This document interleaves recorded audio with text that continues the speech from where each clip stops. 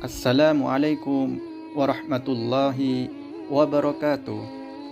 Sahabat santri yang dimuliakan Allah Subhanahu wa Ta'ala. Pada video kali ini saya akan bercerita tentang kisah sahabat baginda Rasulullah sallallahu alaihi wasallam yang bernama Itban bin Malik radhiyallahu anhu.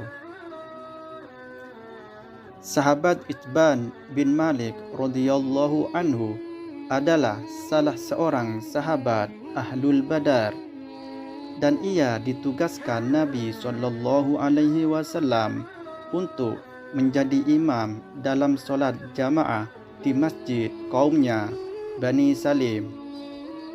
Untuk sampai ke masjid kaumnya itu, Itban harus melalui suatu lembah. Jika turun hujan, ia mengalami kesulitan untuk melewati lembah tersebut.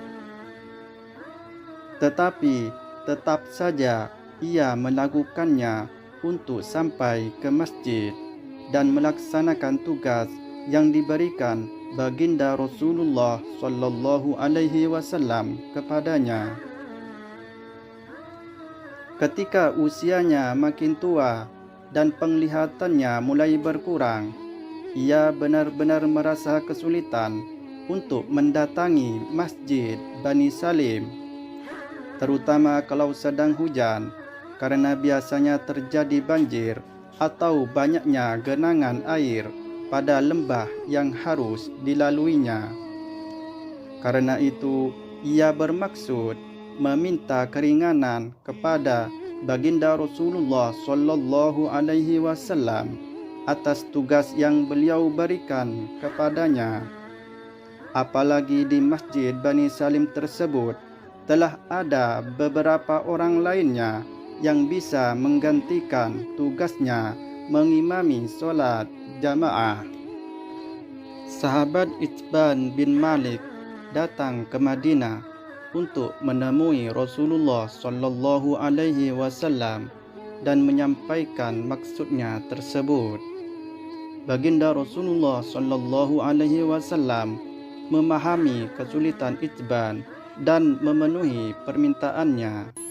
Kemudian Itban berkata lagi, "Wahai Rasulullah, saya mohon Tuhan datang ke rumah saya. Saya ingin menjadikan sebagian rumah saya untuk musola." Sekali lagi Nabi sallallahu alaihi wasallam memenuhi permintaan Itban dan berjanji untuk mendatangi rumahnya esok harinya.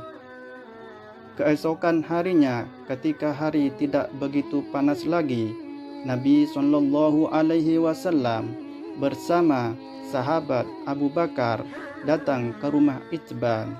Setelah dipersilahkan masuk, beliau tidak langsung duduk, akan tetapi justru bersabda, "Di mana tempat yang engkau harapkan? Aku akan sholat." Sahabat Itban mengantar Nabi sallallahu alaihi wasallam pada tempat disiapkan untuk musola. Beliau berdiri dan bertakbir. Ia dan sahabat Abu Bakar berdiri di belakang beliau, ikut solat juga. Beliau solat sunnah 2 rakaat. Usai solat, Itban mempersilahkan dua tamunya yang mulia ini makan bubur gandum yang telah disiapkannya. Penduduk kampung Itban yang mendengar kabar kehadiran Nabi sallallahu alaihi wasallam dan Abu Bakar berbondong-bondong datang ke rumah Itban menemui beliau. Tetapi ada salah seorang warga yang berkata, "Apa gerangan yang sedang dilakukan Itban ibnu Malik?" Seorang warga lainnya menyahuti, "Dia sih orang munafik yang tidak cinta kepada Allah dan Rasul-Nya." Rasulullah sallallahu alaihi wasallam yang mendengar pembicaraan tersebut bersabda, "Janganlah kalian berkata seperti itu. Apakah kalian tahu dia," maksudnya Itban, "mengucapkan la ilaha illallah itu dengan tujuan mengharap keriduan Allah. Allah dan Rasul-Nya lebih mengetahui, kata salah seorang dari mereka. Tetapi kemudian ia berkata lagi, adapun kami, demi Allah, tidaklah kami mengetahui pembicaraan dan kecintaannya, melainkan condong kepada orang-orang munafik.